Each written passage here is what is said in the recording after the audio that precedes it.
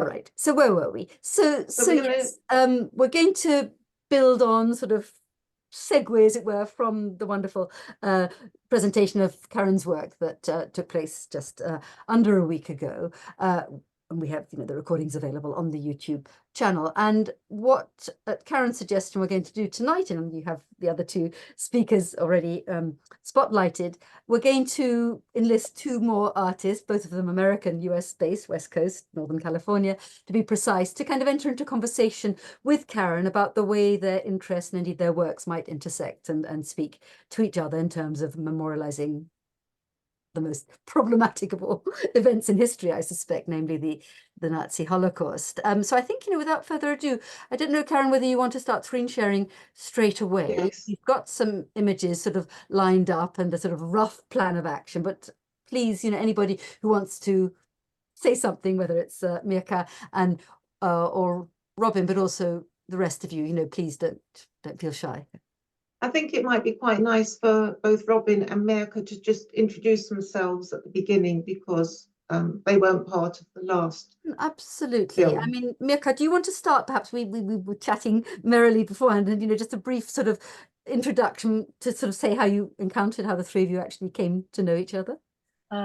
Yes. So first I met Robin because I heard about an exhibit, and I went to her exhibit, and I was so blown away by it that I got in touch with her, and we started a very long conversation, which has turned into a deep friendship. And then I came across Caren's work, and again was duly impressed and inspired. And so I found a way to get in touch with her, and we've been FaceTiming, and I'm going to see her in London by the end of May. And it turns out that the three of us have this really incredible connection as artists who have a deeply felt intention about what the work needs to communicate at large. So I'm really grateful to find two other people who are so invested, so devoted to what they're doing. And I will say, I am a child of Holocaust survivors, and they're not. But when I saw their work, I automatically assumed that they must be. That they weren't impressed me even more, that they were willing to dedicate their time and energy to something that wasn't an immediate experience in their family by not being second generation. So I'm really grateful to find these pals. Lovely. Robin, do you want to just add a few words by way of introduction? Certainly. Yeah. So I was, before I discovered the technique that I use, I was a wood carver. And my work was not Holocaust related at all, although it was historical in some regards.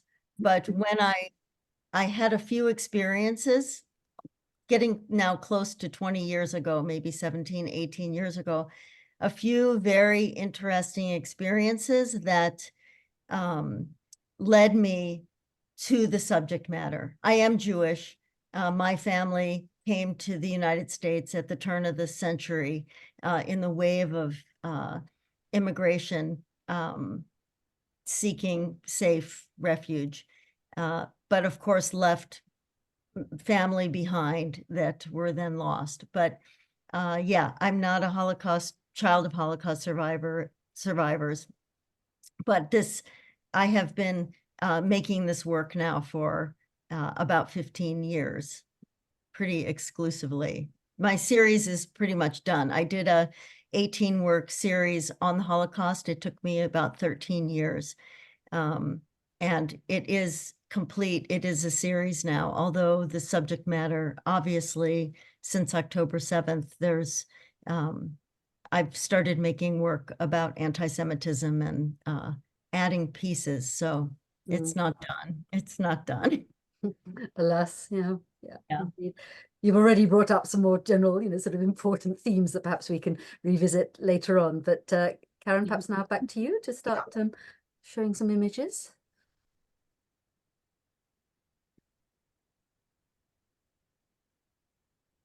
Share screen, right.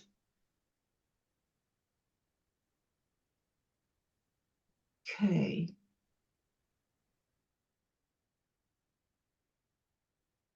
Okay.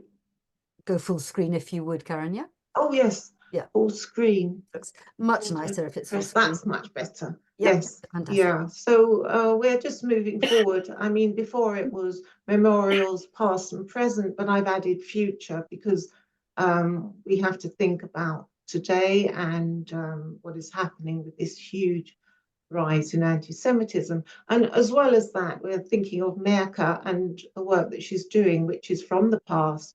She's thinking about the present. The present is her trip to Poland, and then the future will be her work. It will be the future now, as we can see with Robin, her new works, which will be about anti-Semitism, and about the future of my works, which are now in real time and moving forward and being added to day by day. So I think it's quite interesting to add the future to this work. Right, so, I think you can probably all see this. Mirka found this quote, which I thought was fantastic, that in the face of tragedies of epic scale, art can universalize the unimaginable and humanize the incomprehensible. And I think that is what we do with our artworks. And somehow Robin and I are doing it from such a tiny, tiny scale. I mean, Robin's work is monumental and large, and yet she's using the tiniest, tiniest pieces of thread or string to create these masterpieces, I would say, which look so gentle and you just want to enter into them and wallow in them in a way until you actually understand what they represent. So we'll move forward. Oh, we're going the wrong way. So I thought I would start again with wound or wound, but more from the aspect of Robin's work, because when you look at these pieces, and I didn't really notice it when I was making it, how bright and inviting they are, and yet they are a memorial of seamstresses and tailoresses who came from the same town, village as my grandmother, which was Piotrków-Trybunalski in Poland. And I felt very, very close to this piece because I use, as I said in the previous film that we made, presentation, but these pieces, these bobbins, these spools of cloth were actually my mother's. And I've now contacted my sister who has a few more of them, so that I wanted, as I said in the last presentation, I thought it would be good to actually add my mother and to add my grandmother, who was a tailoress, and my mother too worked with cloth and as her job.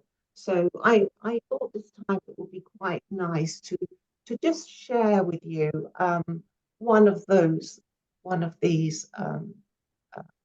little remnants of the artwork, just one small piece with the sort of memorial for this one person who is Sarah Hibster, seamstress, born in Piotrków-Trybunalski in 1900, married to Pinkus, murdered in Treblinka, Poland, which is where my grandmother's family were murdered. So that was just really an introduction because I've already discussed this, but I want to just move on to Robin's work because it's bright and just beautiful until you read into it. And maybe Robin would like to discuss her work in more detail. Certainly. So the work is made by pressing thousands and thousands of tiny little cut pieces of string into wax. So the wax acts as the adhesive. There's no glue or stitching or any kind of fastening. So the surface of the work although it's very stable, there is an aspect to it that it's not permanently attached in any real way. For example, I would never leave this work inside my hot car because the wax is it can become liquid. So I don't want them to melt away, but that part of it is part of the work too. The pieces are not exhibited under glass. The strings are completely available. People can't help but touch the work, but it makes it so that it's very easy to repair the work or fix it in any way, which I'm always, in small amounts happy to do. So the series, as I was saying, is 18 pieces, which is a symbolic number in Judaism that I'm sure you know. And it's a very life-affirming, it's high, a very life-affirming number. And I didn't know that I was going to make this series at all until I was about on piece maybe 7, 8, or 9. I didn't even know it was going to be a thing. I was compelled to work on the subject matter because I couldn't not do it. I was completely overtaken. And I started, of course, reading and researching and studying and writing. And I discovered some of these stories and I just had to put them out. So the work is really, my work is there. They are memorials, of course, but I think of them also as warnings.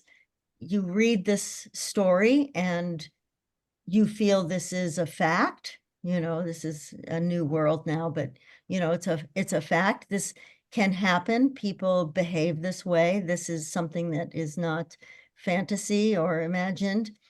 And so they become also vehicles for education.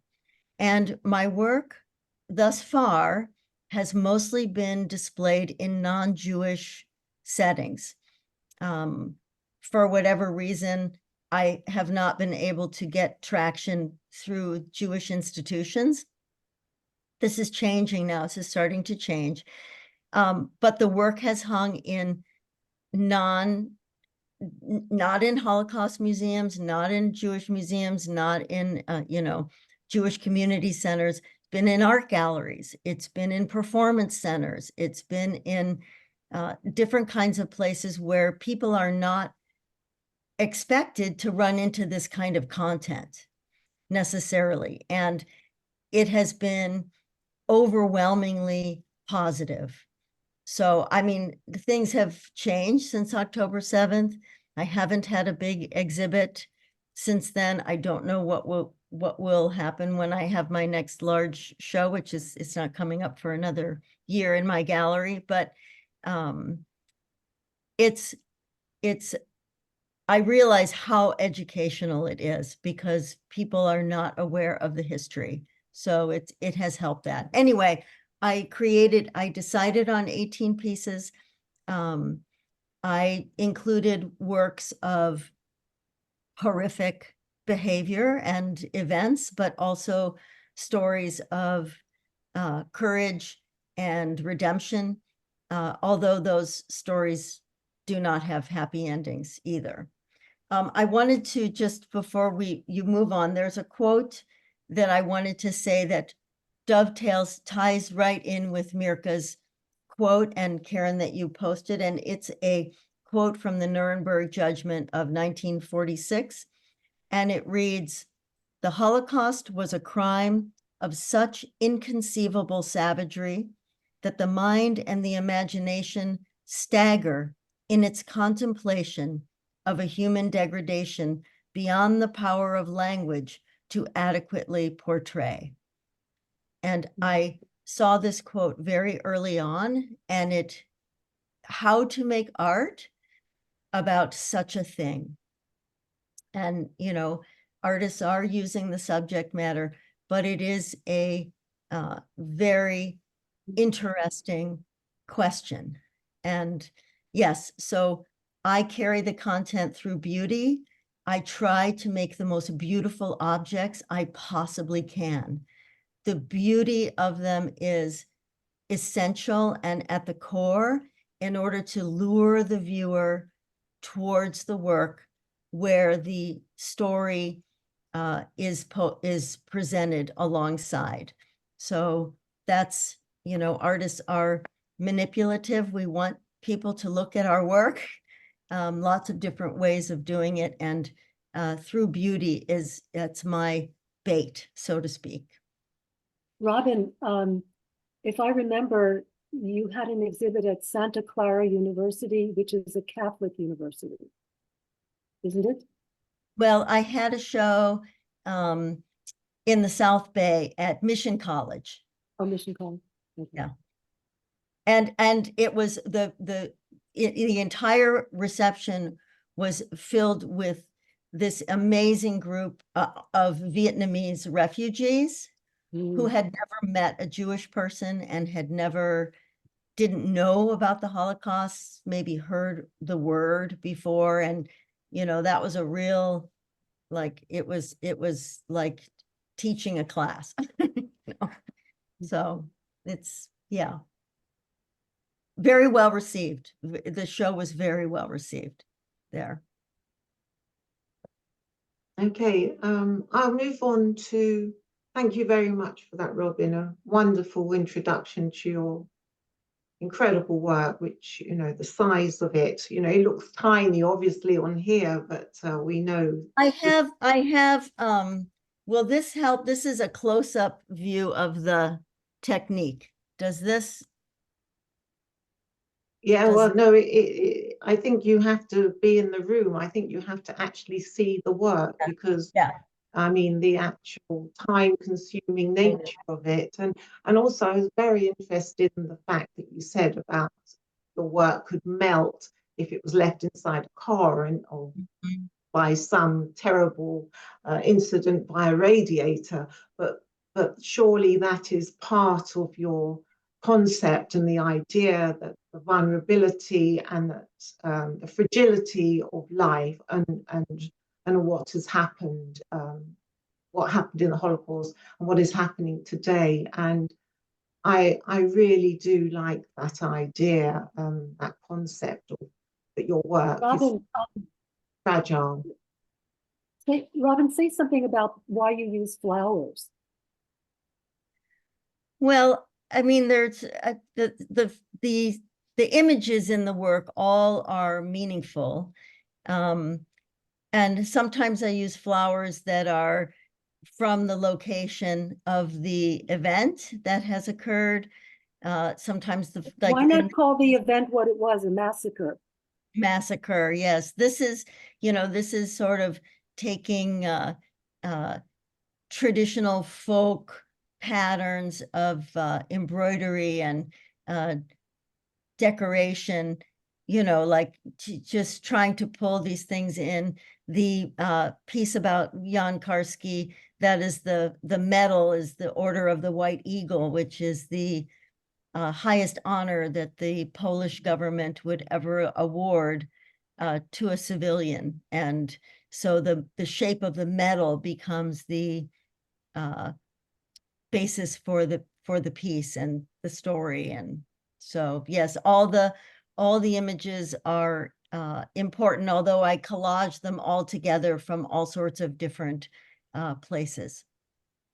And what she didn't say is the substrate of these beautiful images is wood that she has cut out herself.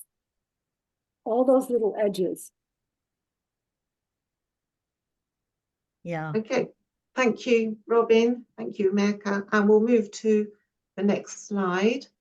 And because we're talking about memorials, and I did talk about memorials in the last presentation, but I wanted this to just be shrunk down to just one story. Well, there's actually 3 stories in a row, and this one, I think it was during COVID that a friend of my husband's and a friend of mine, of course, uh, called us, and I was telling him about the work I was making, and he said, "Oh, you do know that both of my parents lost people in the Holocaust," and I just couldn't believe his story. I mean, any of the stories that I've heard, you don't want to believe them to tell the truth. But so he has been carrying this around, him and his brother, and then of course their future generations who didn't know very much. And I just asked him, please, would it be possible for me to make an artwork about your mother and your father? This is about the maternal side. There's another one called Label, which you can find on my website, but I'm just showing this one in this instance. And gosh, the story of his mother, who I've met both his parents, and I had no idea of their experiences and the sadness of their lives. And so his mother, she was on the last train out of Germany, and she arrived in the UK with nothing really, just a suitcase, with no family, with no friends. And I think she got a job. She said that she was a nursery nurse or a domestic, and she was looked after when she came here. And I think she remained friends with those people for the rest of her life, as far as I know. But I don't think she ever recovered. And how could you? That her darling younger brothers, Oscar and Izzy, were also on a train coming to the UK, and they were on their way. They got to Belgium, and they were going to be sent on to London, and they were stopped. They had passes, but the Gestapo caught them. Well, they shouldn't have been able to catch these people who who had their passes, who should have safely been able to arrive in this country. But they were arrested and they were sent to Auschwitz. And they were just babies, really, 17, 20, and they were murdered in around 1942 in Auschwitz. And she also lost her mother and her father.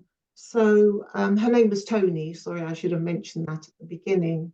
And she was a lovely lady. I remember speaking to her, and I just, she carried that sadness her whole life. She managed to create her own family, and she also married. Also, her husband also had a history of the Holocaust, which I mentioned. And the interesting thing is that I wasn't sure how I would represent the family, and you can see there's a picture there of her with her beloved brothers, who she never saw again. And each facet of this watch has a story of the boys, of her parents. And the interesting part is this tag, this sort of travel label. I decided not to hand stitch it. I thought it would be too much for the work, but I just put her story about the generosity of her family in Germany, and how they always invited a stranger into their home on the Sabbath. And and I went to Yad Vashem in Jerusalem, and the Holocaust Museum there, and I saw all of these tags, all of these brown tags, and they were tied on to all of these beautiful pieces. There were cosmetic containers. There were exquisite glasses. I can't remember. Lorget, what are they called? The things that you you use in the theatre. There were jewelry. There were all these beautiful things made of silver and beautiful. And each one of these had a label on it. And those labels, they had what they were, they had written what they were, and how much they were worth. And all of these pieces were sent to Berlin to fund the Third Reich. And tragically and ironically, to pay basically for the death of the Jewish people who they actually had belonged to, stolen, taken from them, and then they were murdered.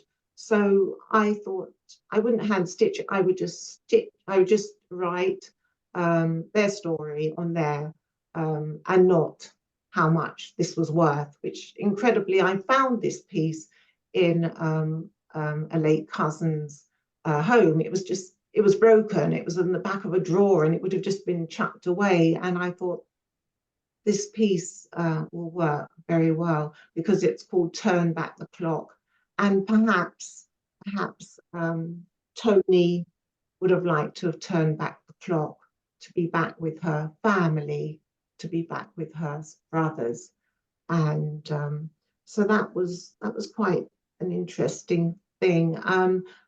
There was something else I was going to say, but it slips my mind.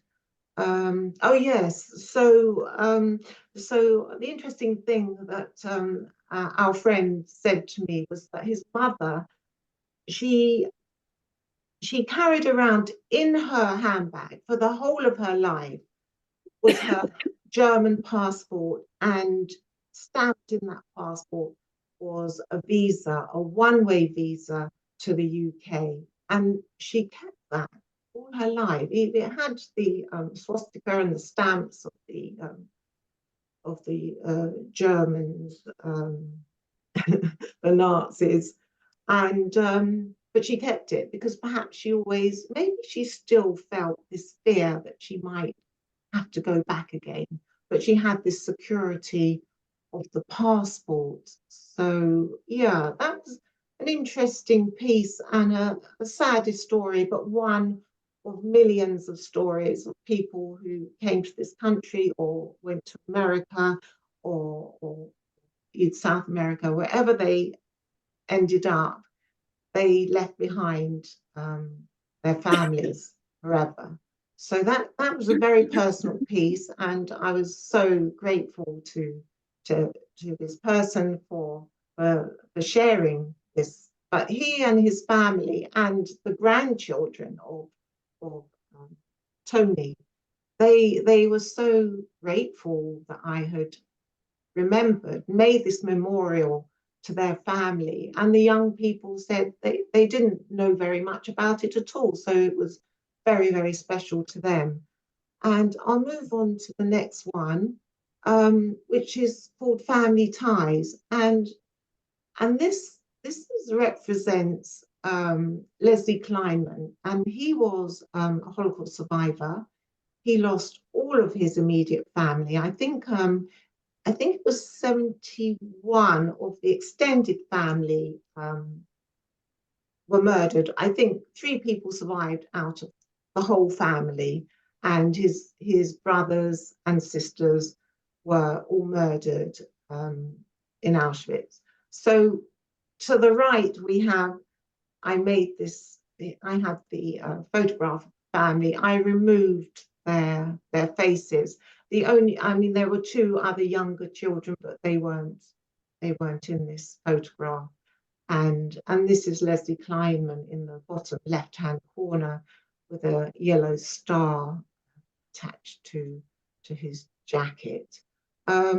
Yes, the story was one of many awful, devastating stories of families who were lost. And so incredibly, I met him at a wedding, a place of joy. It was a Jewish wedding, and I managed to speak to him, and then we had conversations on the phone as well.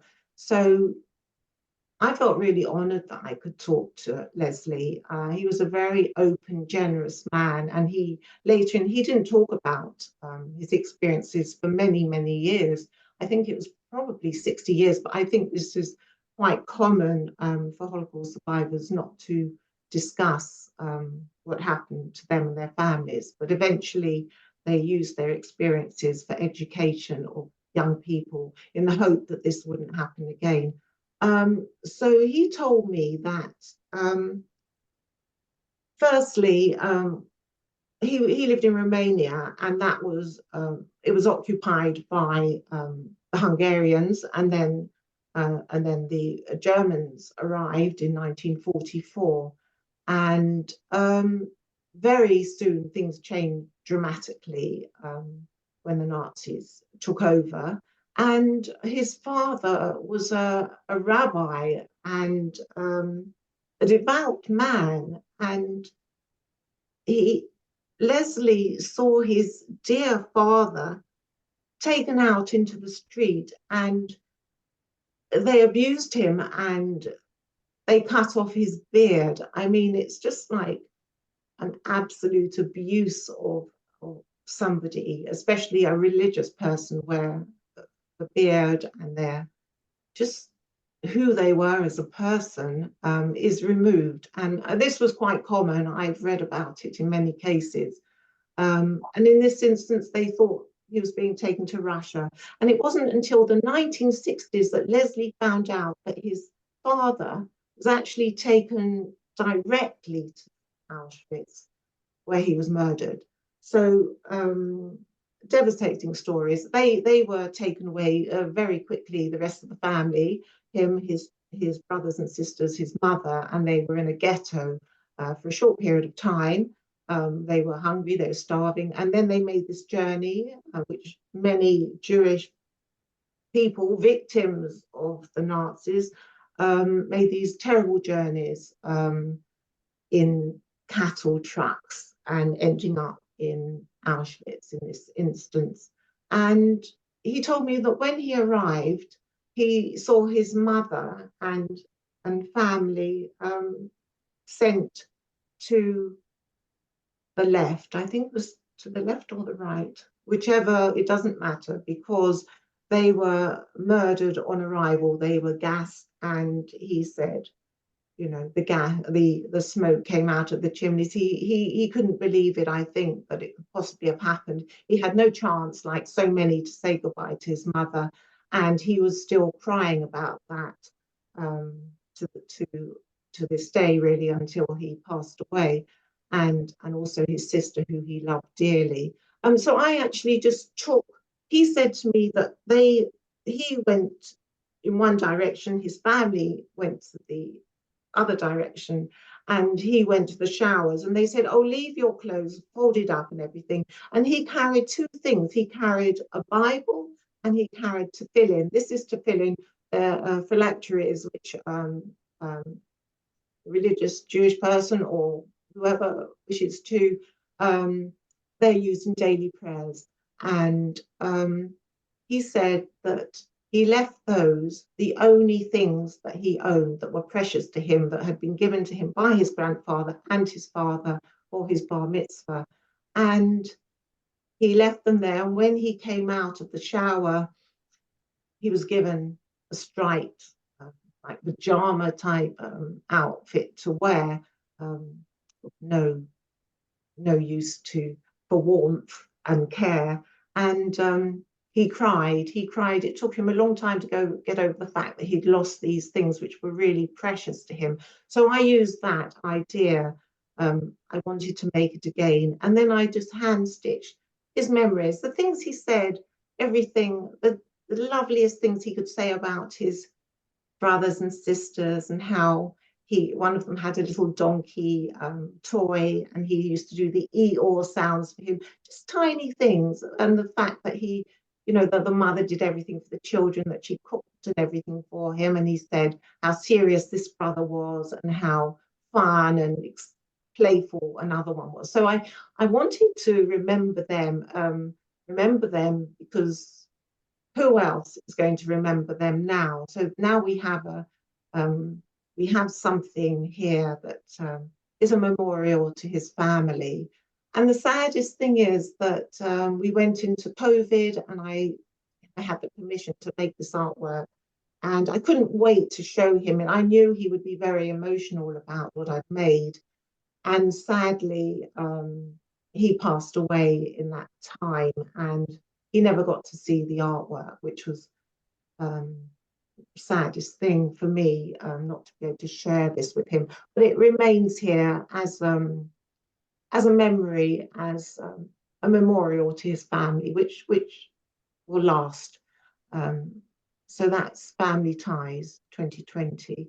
And the next one is Elsa and Edgar. And this is sort of separate to the other two, where there was a connection, an actual meaningful connection. But I was with This Is Elsa, and there was something about her which I really connected to. I think it was her dignity, but at the same time, her absolute sadness of her life.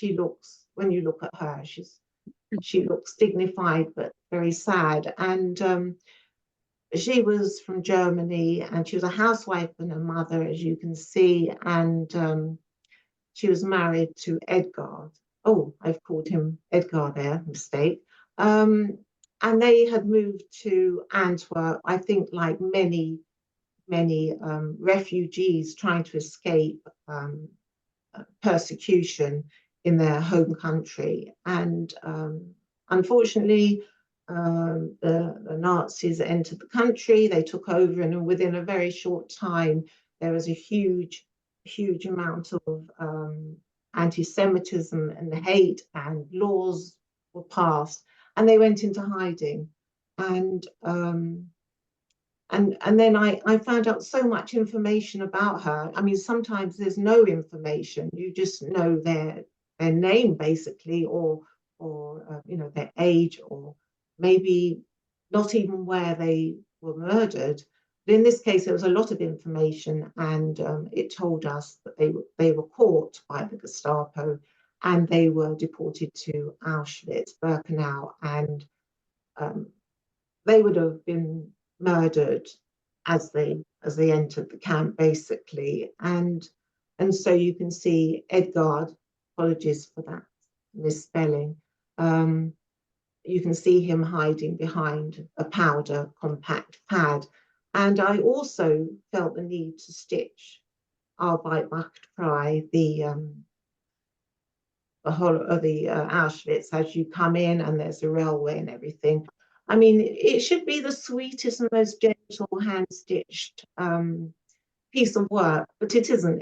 It looks gentle and kind, but this was a death factory. I mean, people came in and they were murdered. You can see in the distance the gas, the chimneys where the smoke came out from the burning bodies. It was not a place that you wanted to enter, basically. And also I used the powder compact because she has this look of taking care of herself and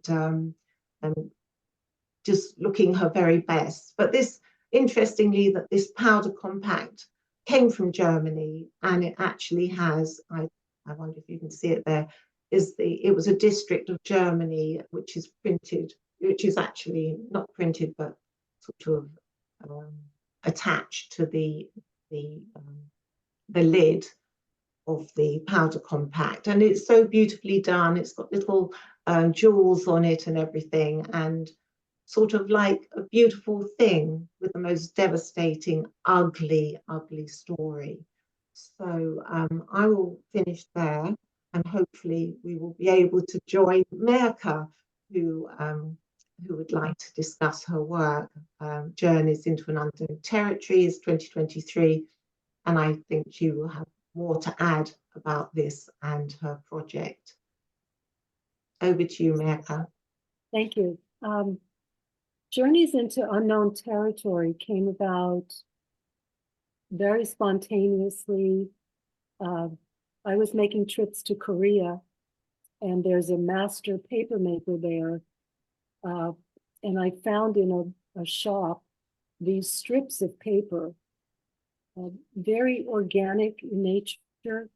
Nothing was done to change the color or the the shapes and patterns that came about through the natural process of making paper. And I had no idea what I was going to do with them because I had only worked with textiles.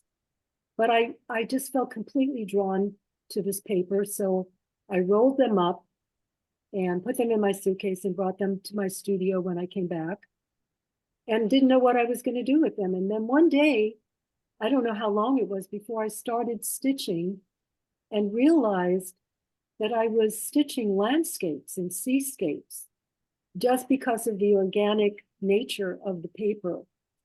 And it was a very meditative process. And I realized it was part of my experience and part of what was going on in the United States, the whole issue of immigration from Mexico and other Latin American countries. And I feel a kinship with people who go through the immigrant process. I started my life in a displaced persons camp in Italy after both my parents survived the Holocaust in different places and wound up in southern Italy. And then we emigrated to the United States at the end of 1949. And I know what it's like to be an immigrant child. I'm not going to go into the details of that, but it's one of the reasons why I identify so much with other people going through the immigration process. And so immigration is a very, very big part of Jewish history. We call it diaspora or diaspora, depending on how you want to pronounce it. So I started out by creating this as well as something else. I don't know whether I sent it to you, Robin, but I created a kind of accordion book with the phrases that are used for and against immigrants. Welcome in different languages, but also go back home, you know, we don't want you, and so on. And then I did a third piece, which is going to be in the Contemporary Jewish Museum in San Francisco starting in June, which is called Where Can I Go? Where Might I Belong? And this is a feeling that I've had my whole life. How do I know I can stay here? How long will it be safe for me to stay here? And so diaspora is a big, big factor in Jewish history, in my own history. When Trump came into the presidency, I wondered where could I immigrate to? I wondered when it would be time to pack my bags. And since the huge increase in anti-Semitism, this question of diaspora is, again, sort of, you know, ringing in my head. Alarm bells are going off. Will I have to go someplace else? Will I be accepted into another country?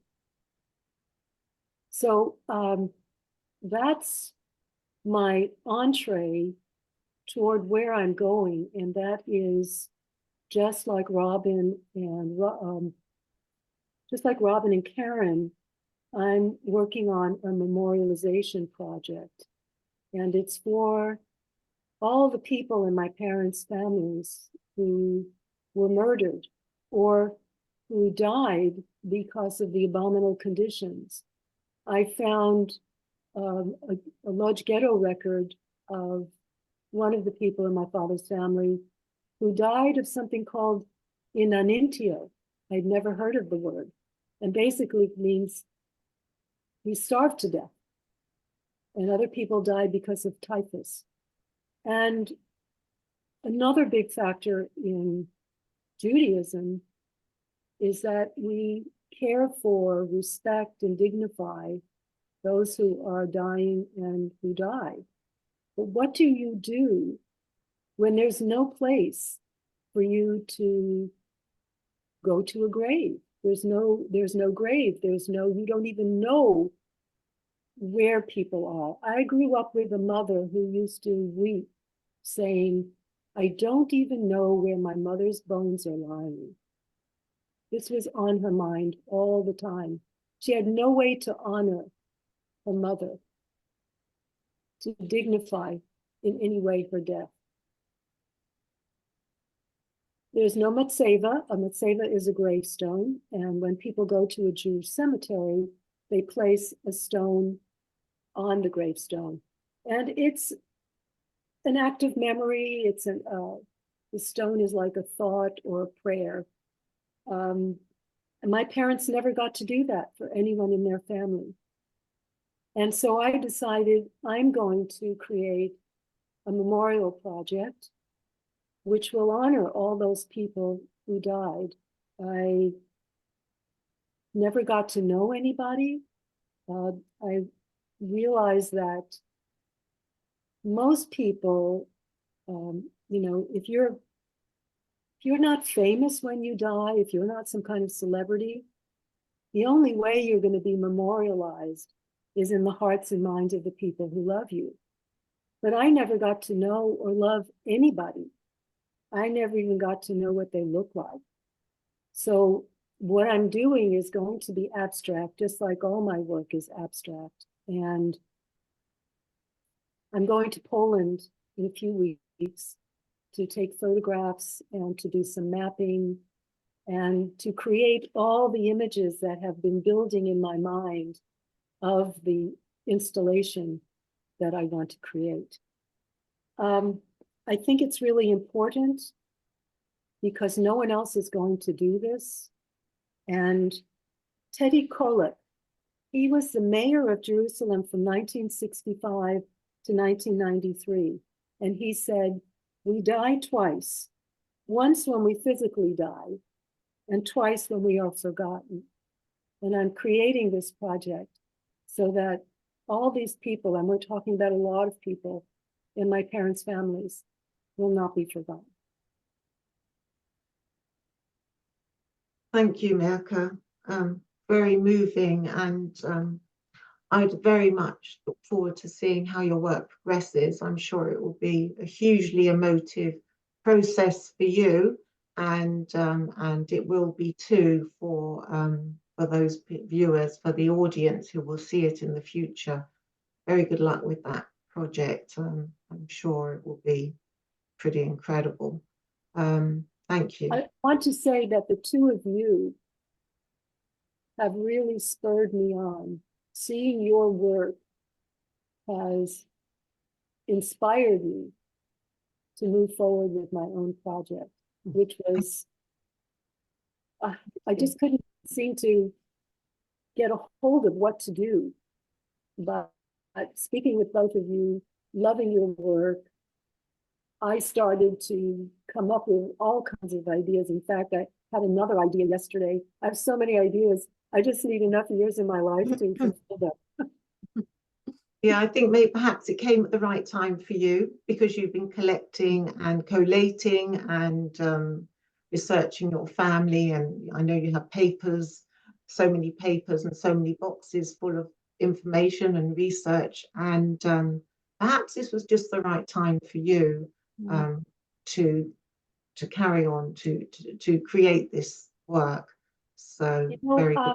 I think for everybody, if we didn't have the internet, how would we get the information without trekking to archives and archives that are in languages that we don't know? So I think. I wonder if I might just interrupt. I'm looking at the time and there's so much still to talk about. How about stopping the screen share and let's perhaps involve the other people? Yes, I think that's a very good idea. Let's, it's frustrating in a way not to have more time, but I think let's I think it's an excellent idea. Perhaps, I mean, talk about timing just to set the ball rolling. I mean, one thing I haven't actually mentioned to any of you, but which is actually quite self-evident when we look at ourselves on the screens, we're all women. And we are of a certain age, to put it politely. And I have been very struck, and I know in the other second generation or indirectly second generation artists that I have encountered in my own career, how often this is the recurrent fact that it's a gender. Urgency. And there's a sense of urgency. Please carry on. I think would you like to say more about that? There's definitely a sense of urgency. I have despaired over the years why haven't I put something together yet? In my former life, I was a writer and editor, and so I thought naturally I would write a book about my family's history, but it just wasn't happening. And only when I became a fiber artist did I start to sense that there was another way to tell the story, that I might have words, I might have numbers, but I had to have visuals.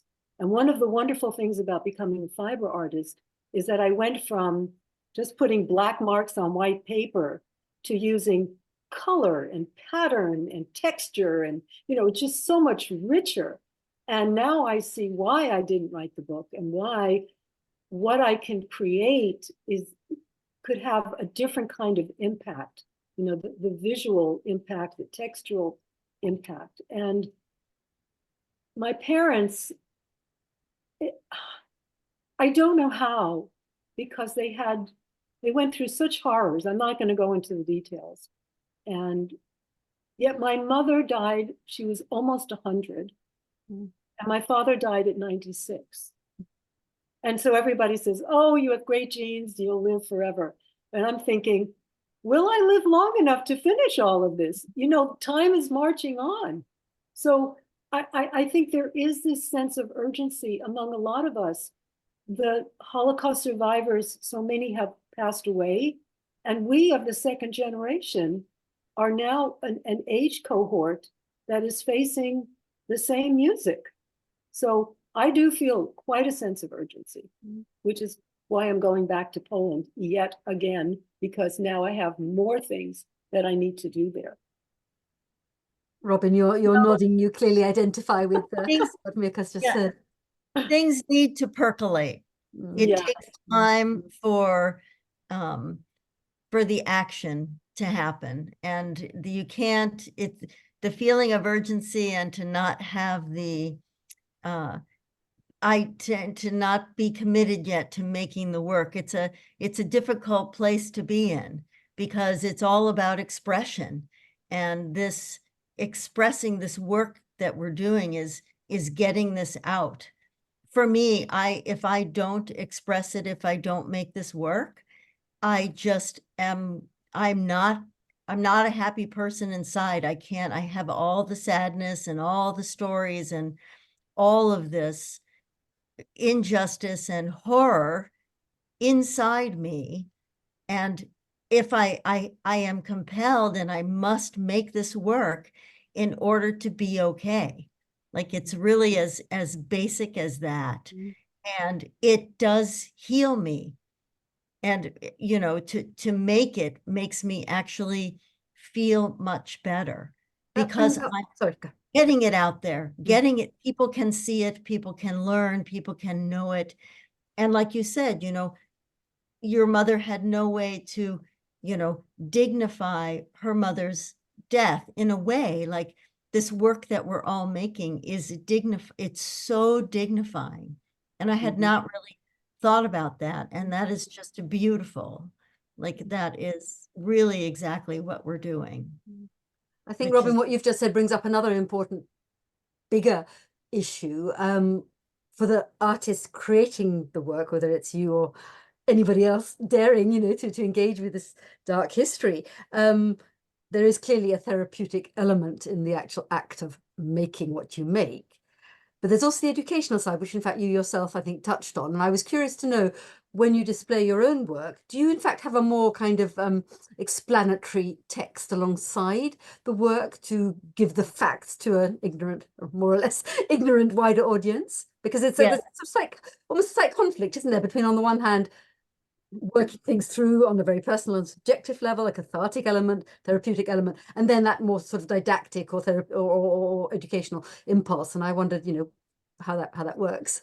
Yeah, it's a combination. I mean, it's two things.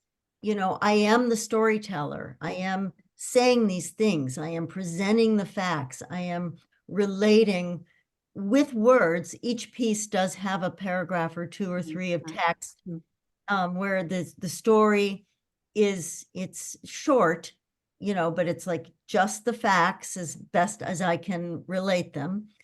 But for me personally, you know, it is completely healing. I'm working under a lamp. I'm using beeswax. The smell of the honey is coming up from my work. I'm pressing the string into the wax with the chopstick, the sensuality of actually pressing the string and cutting the string, and the smell and the warmth and the cozy environment that I create it nurtures me. It makes me feel well. So it's a combination of telling and educating. And yes, I recently had a solo exhibition at the Pacific Textile Arts in Fort Bragg, California, and I knew that the audience was going to be not that familiar with Jewish history, or it was likely, not completely, of course.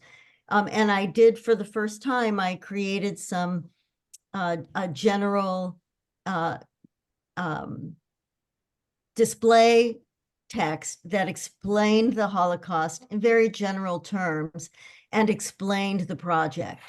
So, and that was great. And so for my next, I'm going to be having a Yom HaShoah, a sort of a pop-up show at the San Francisco JCC on May 5th. And I'm going to do that again, even though the audience is going to be very familiar with it. I think it kind of sets the stage and allows people to sort of be preemptively ready to not only look at the work, but to read. So there's, you know, some text. So yes, Monica, both things.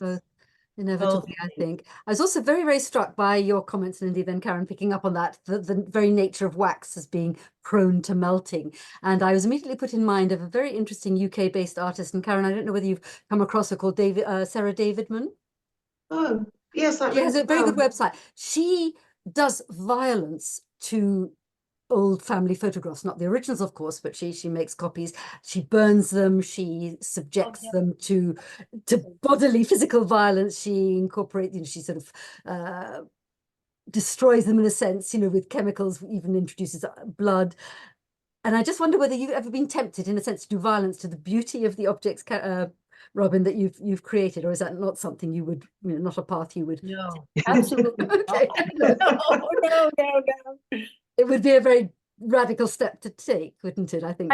I you know, when you spend so much time, you know, you're creating a treasure in a way.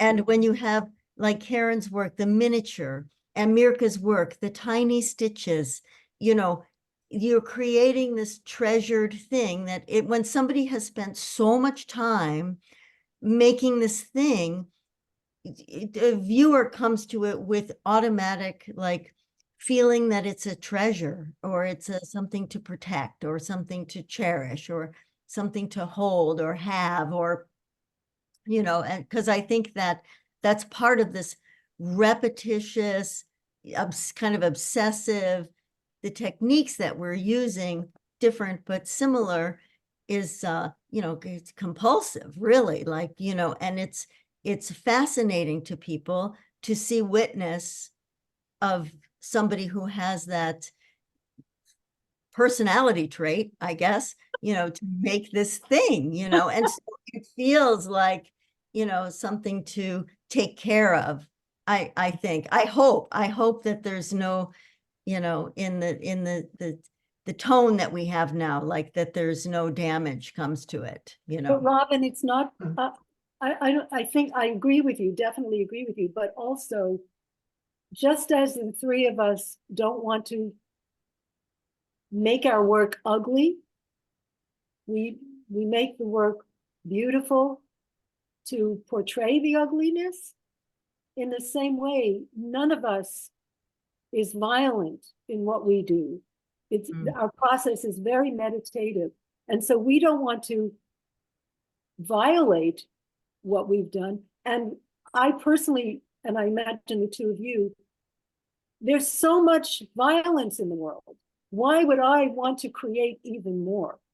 Well, I I understand her impulse. Mm, Her impulse is not foreign to me. mm, I'll say mm, that. mm. But I'd like to say Caren, go. something to both Robin and Mirka and you, Monica, because you brought up the thought of melting, of Robin melting her work, because this latest piece that I'm making, which is about the rape and murder of innocent Israelis on the 7th of October, which I've discussed in the other presentation, there is an opportunity, and if my work gets into this exhibition, of it hanging in an old weaving room, and that room is huge. It's in Saltaire. I mean, hopefully my work will get in.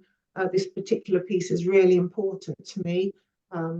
It tells a very important story, and it's actually the most it's enormous, this room. I mean, and it's dirty. It's really dirty, and it has deteriorated over the years. I mean, I showed work there, gosh, I mean, definitely at least 10 years ago, and it has deteriorated more. And I've seen images of it with buckets. There's buckets where the water is coming in. And in this instance, I am expecting this work. I want it to hang over those holes or over where the drips are coming in. I've called it hung out to dry, this piece. And so I want it to hang there. I want it to get wet. I want it to deteriorate. I mean, there must be dust in the air. I want it to get dirty. I mean, it's part of the concept of the work. It's moving it from my lovely, clean, perfect environment where I'm stitching it so gently and quietly. And I actually wear gloves, protective white cotton gloves as I stitch it. And that's sort of interesting to me as I put the gloves on, these beautiful white gloves, the fact that I want it and I'm expecting it to go to this environment, which is not clean, which is just falling apart basically, and I want it to deteriorate. This is the first time, Isn't this a departure for you? Isn't this a departure for you? Yes, it is a departure, and it's going to be a learning curve of letting go of your work and allowing it to have its own life, really. And it's the concept of the fact that these innocent women who were so violently and brutally abused and just thrown into the dust, into the dirt and spat upon. And I want that to be part of this work. I think it's really important part of the concept. That makes a lot of sense. It does. Makes a lot of sense. Thank you. I'm very much aware that our small but very attentive audience hasn't had a chance to say anything. Now's, I think, the moment. Susan, Melanie, Anastasia, Eileen, again, all women, not accidental. Maybe we can indeed engage with this question of gender and its significance. But do you have any comments or questions you'd like to chip in with? Melanie, you look as though you might. Yes, I was waiting to see. Yeah. I want to say I find the work of all three artists incredibly moving, incredibly poignant, incredibly powerful. I've long had huge admiration for Caren Garfen's work because I've known her for a few years now. It's the first time I've seen Robin and Mirka's work, all absolutely fantastic. I'm not Jewish. I do not understand this anti-Semitism. I absolutely don't. I think it's incredibly important what you're all doing. I love how Caren is individually memorializing all these people of the recent atrocity. It's so incredibly important. I mean, it's not very often the work moves me to tears, but all of yours does. You know, it's just, anyway, I did have a particular question for Caren, which is actually not so much about the more recent work, but I've known Karen's work for a long time. And was there a particular reason why you changed the focus of your work from very much dealing with women's bodies and the pressures on young women, and then you moved into this sort of different body of work, which was also very powerful? It does sound like it was a huge jump from one to the other, but I think starting off there was a gradual change, but it was each one led to the other, to the next, because by the time I got to the Eating Disorders Project, I'd already made work about dieting, and there was a lot of humor in it. But then people came to this installation that I made of a kitchen, which you came to, and it became very serious. People actually, it wasn't expected, and I really wish I could have filmed it, that these women came into the space and with all their shopping bags, and they sat down at the table, which was part of the artwork, and they started to discuss eating disorders and disordered eating and problems with their children or their own issues. And then people said, oh, what's your next project? And I said, well, definitely not anything to do with bodies or dieting. And then a young woman contacted me, and she told me about her problem. So it became a very personal thing. She had been very, very ill, a young girl. And so that led me on to the eating disorders, and that became more serious.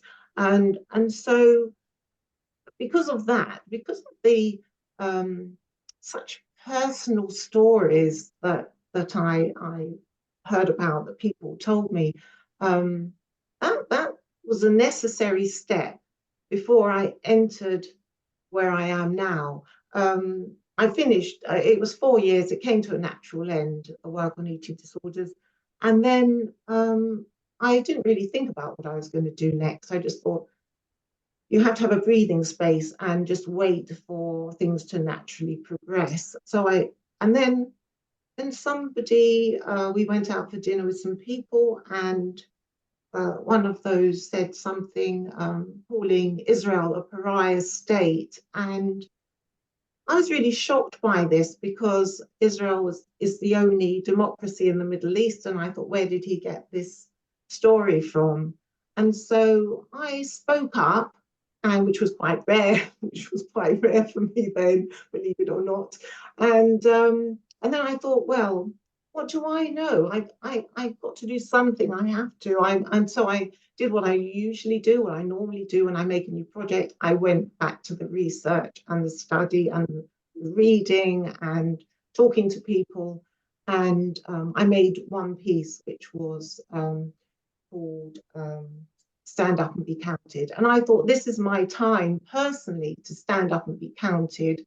And I decided to start making this work. And making that piece led on to other pieces. And then I wanted to know more about the Holocaust. And then I became very aware about this real major uptick in anti-Semitism, which has got even worse, if it's possible, even worse, since 7th of October, where it is now out of control. So it led from there, basically, and it has now been 5 years, and sadly, I can't see any end at this moment in time, Melanie. Thank you for asking that question. Thank you. Does anybody else have anything they'd like to ask or comment on? I'd just like to say, yeah, oh, sorry. I know. I'd just like to say, I think the three of you are amazing, and each and every one of you has spoken in a different way that really resonates with everybody. And I have two parents who are from the Holocaust, and what you had said, Mirka, about your relatives and not knowing where they were buried, and et cetera, et cetera. So all of that really resonates. But I think what is really interesting is that art has provided you with a different way to express yourselves. And while I am looking at my chair, which is next to me with a whole pile of papers on it, not quite knowing what to do with it, I think it's amazing that you have found this medium to express yourselves, other than the written word, which is amazing. So I think I'm hugely admiring of all of your work. And I've been following Caren for a really long time, with everything that she has done. So, and also it's amazing to hear what you all have to say tonight. So thank you. Thank you. Here. Anastasia, I think you wanted to say something. Sure. I also wanted to say thank you very much. It was such an enriching and inspiring presentation by all three of you. And you basically responded to so many questions I had about the spatial and temporal and affective and emotional and personal and political and artistic self that you bring into the actual process. And my only question was, I guess I really appreciated when you shared emotions and feelings and the fact that there was cathartic and healing aspects. My question, if it's not too triggering, were there instances of trauma that emerged? Did the actual embodied experience of creating art through memory also became a space for you to grapple with trauma? And another question has to do with next generation of artists. Is there anything that you would actually give as a lesson learned in terms of other artists dealing with this kind of art, or something that you would like to actually utilize in the future? Is there any different direction that you want to take?